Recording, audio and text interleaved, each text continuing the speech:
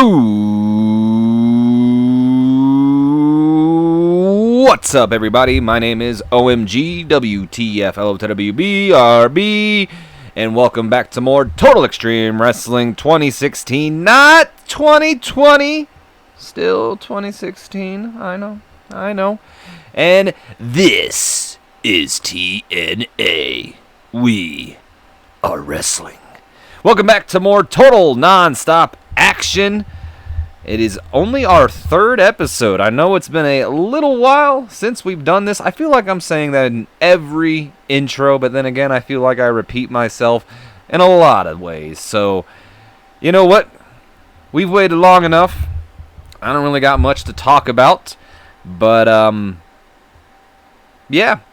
You guys may also notice, at least those who are watching in the current time, like as of, around the time I'm recording, and not like long into the future where it's been like months down the road, but this video was uploaded rather close to Monday Night Raw. Does that mean I'm going to actually be uploading more often and have a consistent schedule? Hopefully. Don't get your hopes up, though. Like I said, these episodes do take some time to actually write up and get it to where I'm satisfied with how it goes. And even then, sometimes I'm not satisfied with it and I just upload the damn thing. But I am trying to be a little bit more consistent. And luckily, I already had Monday Night Raw booked and TNA was already booked. So these kind of coincided together very, coincidentally. But I am very close to having Friday Night Nitro booked as well. I'm hoping I will have that out on Friday. I'm sure if you kind of haven't really noticed the theme here, I am trying to upload the episodes, I guess, on their respective days. So Monday being on Monday night, or excuse me, Raw being on Monday night, Impact being on Thursdays, Nitro being on Fridays, and then Sunday Night Heat will probably be on Sundays, unless it's going to be like the Super Show, which will be probably uploaded on a Saturday, and then I will follow it up with not SummerSlam, but that's the next pay-per-view, but whatever pay-per-view is upcoming on that Sunday. So if things work out the way it works, I will have Nitro up tomorrow, which I know it doesn't give a lot of breathing room for the videos, but I figure those who want to watch are going to watch anyway, and those who are going to watch later are going to watch it later. So I don't know. We'll see if it actually affects anything. Usually I like to let the videos breathe a little bit, but I kind of realized that we haven't had a pay-per-view since like almost a year ago. So I was like, I'm going to try to start putting these out a little faster. Not making a promise there. I'm just letting it be known that I'm going to try to get Nitro up tomorrow and so on and so forth. Hopefully we'll have the Heat Super Show up on Sunday, which means I would have to get... I'm rambling now. Let's just go ahead and let's start this. How long have we been in this video before we actually go ahead and start it? What are we? Almost... Okay. It's not as bad as I thought it was. Let's just go ahead and start the show, and the videos will be uploaded when they're uploaded. If it's not going to be all in this week, it will be in like the next week, because I do want to get at least the pay-per-view up before the end of the month. So with that being said, let's go ahead. Let's start this show. Our third episode of Impact. We continue our journey into the King of the Mountain qualifier matches here tonight. And also some X Division action. But before we can get to that, we have a pre-show matchup. 6-man action as Bryan Adams teams up with CM Punk and Jerry Jarrett's right-hand man, Norman Smiley, to take on the team of Chris Candido, Shane Douglas, and Buff Bagwell. Hopefully Buff didn't freaking mess up everything with his addiction issues. Anyway, 52D plus rating, and a decent pre-show matchup. The team of Chris Candido, Shane Douglas, and Buff Bagwell go over Bryan Adams, CM Punk, and Norman Smiley in 12 minutes, 2 seconds, when Shane Douglas defeats Norman Smiley with a belly-to-belly suplex after a distraction from Sonny Sitch, a.k.a., well, Sonny. Anyway, Sunny did some good work ringside. China Doll did some good work ringside. Of course, Sunny, the manager of her boyfriend, Chris Candido. China Doll, the manager of Buff Bagwell. Norman Smiley with an in-ring performance of a 50. CM Punk with a 45. I have a feeling Chris Candido was on drugs in this matchup. Only reason I say that is because CM Punk had an in-ring performance of a 45. I figured Punk would be the worst since he's the least popular of them, but Candido, well, it says it right here and I didn't even acknowledge it. Weak link, struggling to keep up with everyone else's in-ring performance. So CM Punk with a 45. Brian Adams with a 55. Buff Bagwell with a 50, which fingers crossed that means he wasn't on drugs. Shane Douglas with a 58, so Douglas was the best performer in this matchup. And of course, Chris Candido, the worst, with a 27. No worker improvements. Fingers crossed, no drug. Okay, yep. I had a feeling Chris Candido was on drugs. Chris Candido was wasted on drugs, and it really affected his performance. Great. At least Buff wasn't. We open up the night officially with a 49D plus rating as Impact opens up with Double J, Jeff Jarrett, once again, as he stands in the ring, ready to speak. All right, shut up. No one's here to listen to you fools howl like a bunch of baboons. People pay to see a real star, and there's only one star in TNA, and that's Double J, Jeff Jarrett. But you wouldn't know that, would you? Because my old man apparently doesn't agree, since he's made me jump through hoops just to get my well-deserved title shots. Instead, he sends Norman Smiley out here to deal with me. Well, let's just say I dealt with him last week, shall we? And now that Dancing Norman has been taken care of, I think it's time that Jerry and I finally talked. So come on out here, Jerry. Let's get this over with. Jeff Jarrett calling out his father, calling out Jerry Jarrett, who we have yet to see here in TNA, despite, of course, he being the owner of TNA. But instead of Jerry Jarrett or Norman Smiley, out comes Chris Hero. The first man to qualify for the King of the Mountain, as on the first episode of Impact, you may recall, it was Double J, Jeff Jarrett versus Chris Hero in a qualifier match in the King of the Mountain, and Hero pulled the upset of the century. Either way, Chris Hero comes out to confront Jeff Jarrett. Who the hell asked for you? Last I checked, your name isn't Jerry. So I'll ask again, Chris. Who the hell asked for you? You know, Jeff, shut up. 3 weeks in a row, you've come out here complaining that you didn't get your shot that you say you deserve. But Jeff, you did get your shot. And you blew it. Don't you remember?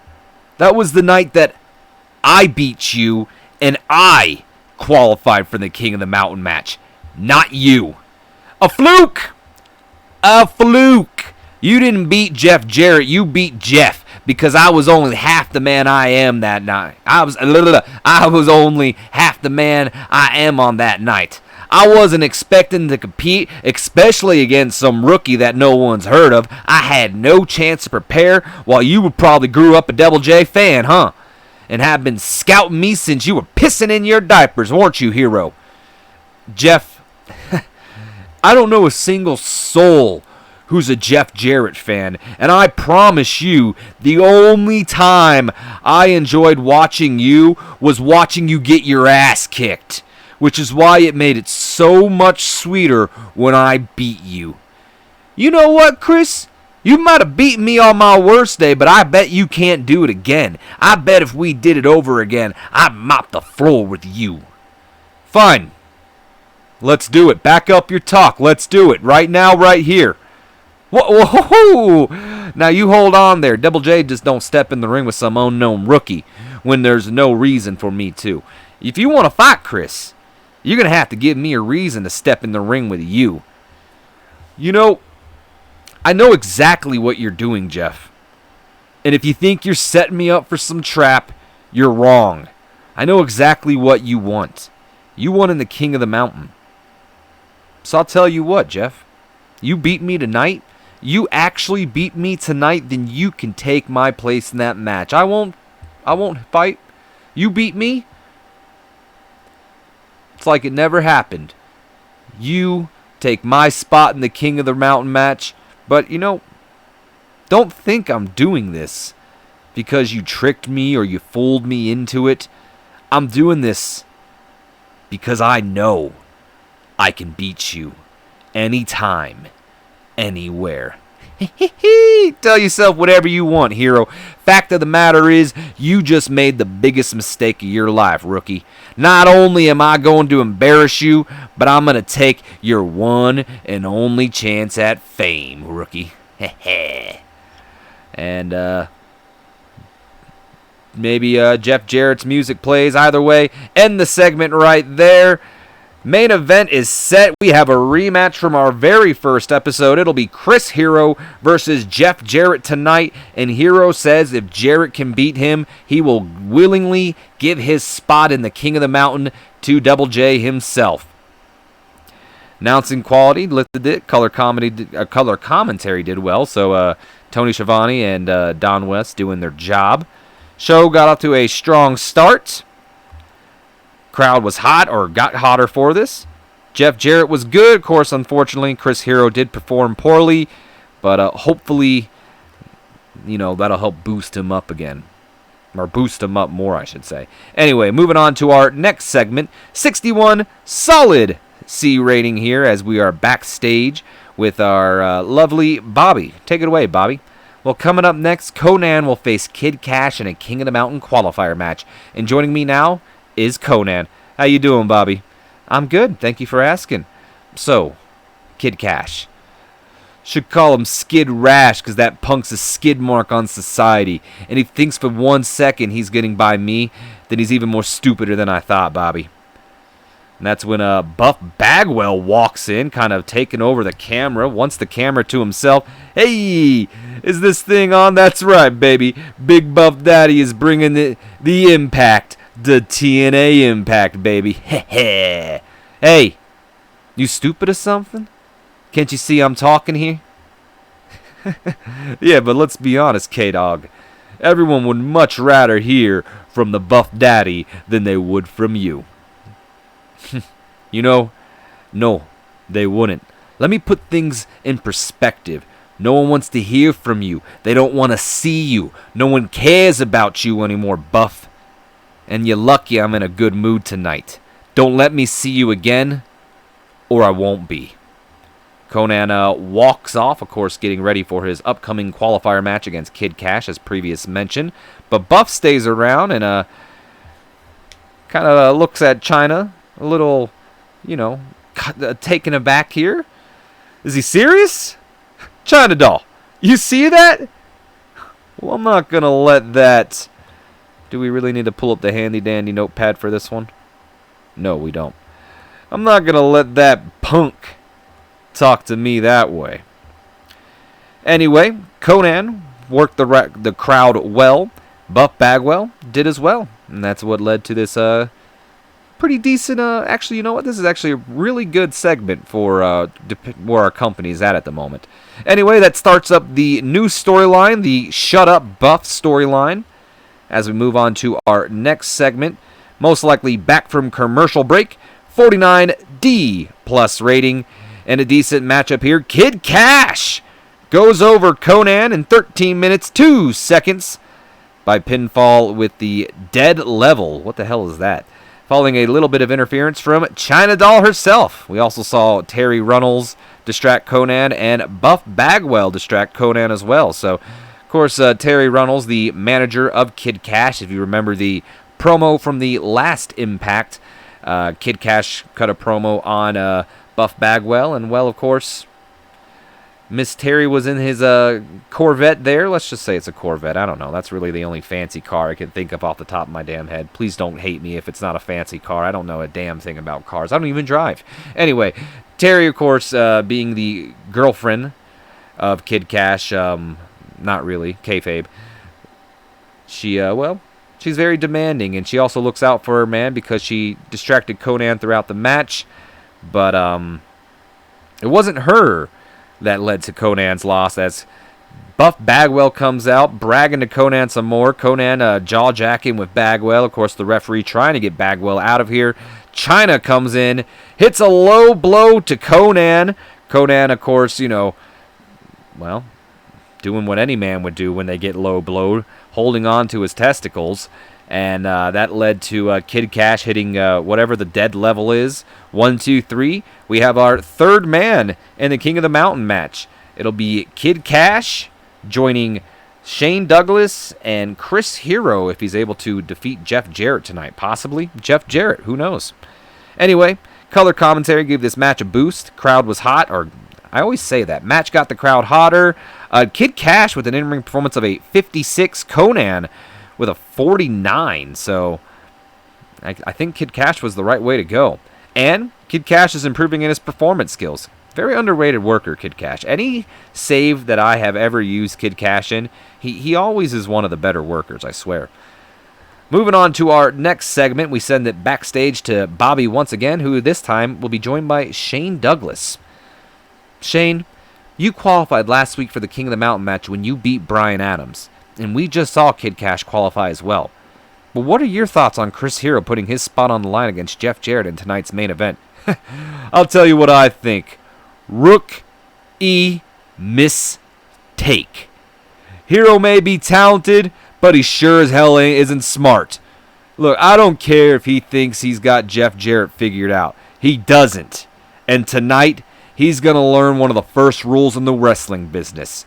Never underestimate a veteran. But it doesn't matter anyway, because we all know who's walking out the first TNA World Champion, and that's the history maker himself, Shane Douglas. 45, solid D rating for the interview. Unfortunately, that did lose heat for the King of the Mountain storyline. Hopefully the main event is good and it helps build it up. 48 D plus rating, as we have a quick little freestyle, or that's what I meant to say. Anyway, freestyle segment here as Conan searches and finds Buff, and we have a bit of a brawl, so Conan upset about being cost the King of the Mountain qualifier match. Searches for Buff Bagwell, eventually finds Buff Bagwell. The two of them start to brawl backstage. Luckily for Big Bad Buff Bagwell, China Doll was there to save Bagwell, once again getting that low blow on Conan and allowing Bagwell to, take him out.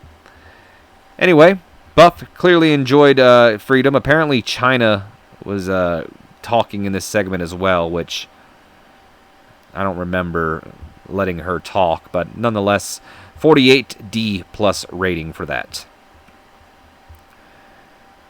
Moving on, 54 C minus rating as we have some X Division competition.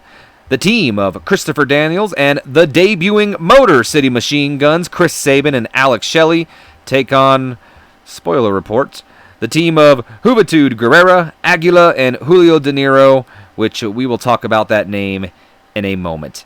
Either way, an bout that had decent wrestling and little heat to it, the team of Juventud Guerrera, Aguila, and Julio De Niro defeat Christopher Daniels and the Motor City Machine Guns in 12 minutes, 2 seconds after Juventud Guerrera defeated Chris Sabin with a Dragon Suplex. And apparently, in terms of in-ring work, Juventud was head and shoulders above everybody else. Sabin debuted his show stealer gimmick and got an above average. Shelley got an above average on his young lying gimmick. Alex Shelley with an in-ring performance of a 33. Sabin with an impressive 37. Mind you, neither of these men aren't that popular, so I'm going to go on a limb and say that neither of them have any popularity in this region, so that's promising. 30 points above their popularity. They're pretty damn good. Daniels with a 43. Julio De Niro with a 47, Aguila with a 38, and Juventud with a 65. So, yep, Juventud definitely the best. Shelley with the worst, but still a very impressive performance nonetheless. If anything, I'd call Aguila the weak link, considering he's supposed to be, a little bit more experienced and he's only pulling in 30s. But, don't want to badmouth him too much, because apparently Aguila is improving in his performance skills. Either way, we move on to our next segment, which will explain the name. 43 solid D rating as Juventud, Aguila, and Julio De Niro toss Daniels and the Machine Guns out of the ring before the Juice, Juventud himself, asks for the mic. You see this? Again, just like I say to anyone with like a British accent or any accent out there, my apologies if I offend anybody with my horrendous Hispanic accent. You see this? Do you see this, TNA? This is the future of the X Division. That was horrible. I don't know why I did that. We will define an entire division that in return will become the norm in this industry. Aguila, Julio De Niro, and myself, the Juice, Juventud Guerrera, together from now on will be known as Lucha Underground. And Lucha Underground owns the X Division. So, I guess that doesn't really explain the name. There's no reason they're called Lucha Underground except that I thought it'd be kind of cool to reference Lucha Underground by having them, be kind of the first stable of sorts in the X Division. So, yep, this is going to be a stable moving forward. My creativity is just flowing apparently because we came up with the name Lucha Underground ourselves. And that will consist of Juventud Guerrera, Aguila, and Julio De Niro. Perhaps more. I mean, technically Chastity is also in that since she is the manager of Julio De Niro. Speaking of Julio De Niro, is it De Niro or just De Niro? Anyway, I like De Niro. Because, Julio De Niro. Anyway, he's getting better at his gimmick. That's promising. And according to the Juice, they own the X Division. And I don't know if he's able to see into the future, but he claims that the X Division, even though it's kind of a fad right now, it will be the industry norm in the future. And, well, judging by today, he's kind of right. Moving on to our next segment, we get a 40 D- rating as we take it backstage once again to Bobby. Well, Lucha Underground aren't the only ones making a stir around here. My guest at this time has been quite impressive himself. Joining me now, CM Punk. Bobby, thanks for having me, and thank you for the compliment. Well, you're quite welcome. The fans are dying to see more about you? To hear more about you, so why don't you tell us a little bit about yourself? Like, what does the CM mean in Punk? Well, honestly, it can mean a lot of things. Personally, I like to think it stands for Chick Magnet, but Chicago Made is what seems to have caught on. And that's when Sunny butts her way in. Excuse me, Bobby, but I'll take it from here. So, CM, here's a question for you. How is it that some gutter trash from the streets of Chicago managed to get more TV time than Sonny Sitch and the sexiest man in wrestling, Chris Candido? Gutter trash. Well, maybe it's because the fans want to see something new. And instead of the same act that you two have been running since the Body Donnas, or maybe, just maybe, it's because no one gives a damn what you two attention-seeking whores, and everyone would much rather you two leave the wrestling industry in general. Whore? I said what I said. And that's when Chris Candido, who takes a bit of an exception to CM Punk calling, well, I mean, he didn't call just Sonny a whore. He called them both whores. He said they're attention-seeking whores. But he did call Sonny a whore in a way. And Candido, not going to let that one slide, takes a cheap shot at Punk and proceeds to beat him down backstage while Sonny talks crap. Candido then grabs Punk by his hair and holds him up. Don't you ever disrespect my girl ever again. You understand me, Punk? And then the two leave Punk lying there while Punk sells the beatdown. Looks like things are getting a little heated there. And I know we've seen this probably a little bit, but Brian Adams apparently has rubbed people the wrong way, gave him a slap on the wrist, and unfortunately it saw his personality get worse. You love when that happens. Sunny is getting better at her gimmick, and that starts the storyline, Disrespectful Punk. We move on to our next segment, 61 solid C rating, as we get a recap from last week. King Knight's backstage assault on Bryan Adams. Of course, Bryan Adams was in that qualifier match for the King of the Mountain, which saw, of course, him lose to Shane Douglas after a little bit of interference. Freaking hiccups. Hold on real quick. After a little bit of interference from King Knight, and our cameras got the, as Impact went off air, we got a little bit of a backstage brawl between Bryan Adams and King Knight that, of course, saw King Knight stand tall over the badass biker himself.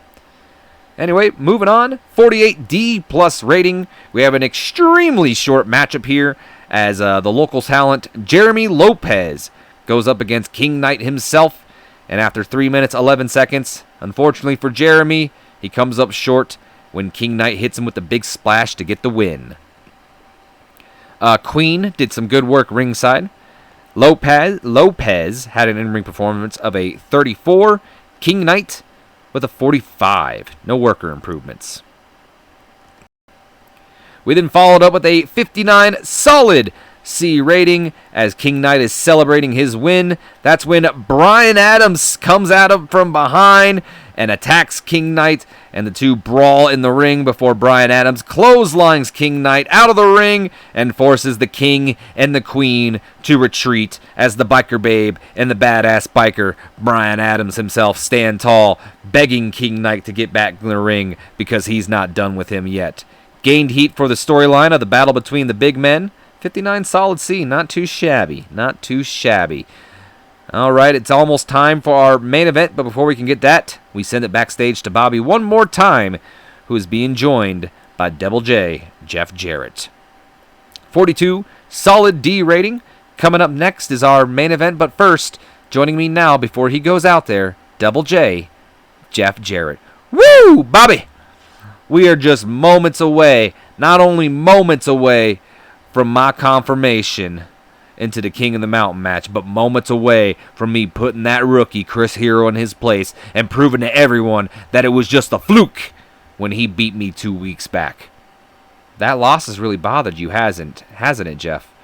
No, it hasn't. I already explained that I was off my game, Bobby, unprepared and caught off guard. Tonight, I know exactly what to expect. Now, if you'll excuse me, unfortunately, lost some more heat for the King of the Mountain storyline. Fingers crossed that these next couple of segments will boost it back up. Click on the next segment. It's main event time. 53 C minus rating and a decent matchup. Chris Hero does it again and defeats Jeff Jarrett in 15 minutes 39 seconds with the Hero's welcome after a distraction from Dancing Norman himself, Norman Smiley. Like I said, can I speak today? The way I'd like to imagine this one happening is Jarrett, of course, possibly setting up for a guitar shot. The referee is down, and Norman Smiley rushes down, pulls the guitar out from Jeff Jarrett. Jarrett, of course, gets in Smiley's face, and Smiley and him have a little bit of a back-to-back. Jeff pushes Smiley, and Smiley pushes him back, and, of course, that allows... I think the Hero... I'd like to imagine the Hero's welcome is like the forearm that I've seen Chris Hero done. By the way, I know that this is probably a bit of an older picture for 2002 Chris Hero, but there's only 2 pictures of him in this mod, and I hate the other one, so we're going to use this one. But either way, Hero able to get the victory over Jeff Jarrett and keep his spot in the King of the Mountain match, thus, I guess confirming, I don't know, was there any doubt? Chris Hero, Shane Douglas, and Kid Cash are all currently in the King of the Mountains match with 3 more spots being left over. Nonetheless, Hero beats Jeff Jarrett. Jarrett is getting better at his gimmick. Chris Hero had an in-ring performance of a 30. Jeff Jarrett with a 61. Hero improving in his performance skills. And I'd like to... Oh, wow, Chris Hero's got some star quality. A little bonus for that. Done to a very hot crowd. Love to see it. Low locker room morale, unfortunately. Hero was penalized for trying to go all out. That's unfortunate. And segment was penalized for content risk being low, whatever the hell that means. Probably because it's just a singles match. Anyway, we move on to the next segment to close out the show. 57 C- rating as Jeff Jarrett, who has kind of gained his senses and realizes that he has lost to Chris Hero, spots Norman Smiley, takes to the mic. Smiley, you don't have any idea what you've just done. I don't care if you work for my dad. I'm going to kick your ass. Smiley then takes to the microphone himself. You know what? That's good, Jeff, because I'm done playing nice. In fact, I just got off the phone with your dad not too long ago, and he told me that if you were to lose tonight, which you did, that you would get one more shot actually into the King of the Mountain match. So, your dad does love you. Whew. Well, finally, things are starting to make sense around here. So next week, Jeff, you'll get your shot into the King of the Mountain match. But it'll be against me. Is this a joke? Things just keep getting better and better, Norman. Next week, I'm going to qualify for that King of the Mountain, and I'm going to kick your ass. Not going to happen, Jeff, because much like yourself, I don't give a damn that I work for your dad, because next week, I'm going to whoop Jerry's kid like his ass has never been whooped. And, yeah. Show goes off the air from there. We get the nice little watermark at the bottom. Maybe Tony Schiavone and Don West. Next week, Jeff Jarrett gets one more shot into the King of the Mountain match. It'll be Norman Smiley versus Jeff Jarrett, blah, blah, blah, Either way, we end off the show. We get ourselves a 55 C- rating. Might have been our best show yet, to be completely honest. Apparently, Alex Shelley was used too much, but, whatever. And our show increased our popularity in 4 regions. You love to see that. All right, well, nonetheless, hope you guys have enjoyed this episode. If you have, do me a favor. Leave me a comment, like, subscribe if you have not already, and as always, don't forget to share this video with your friends, your Facebooks, your Twitters, your Instagrams. I don't give a damn. Anybody you feel would enjoy my content, give them a share and help your homeboy get some new subscribers up in this bitch.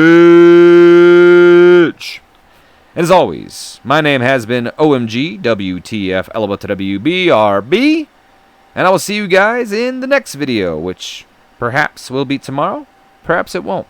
I guess you'll just have to wait and see. But until then, you guys have yourselves a wonderful day.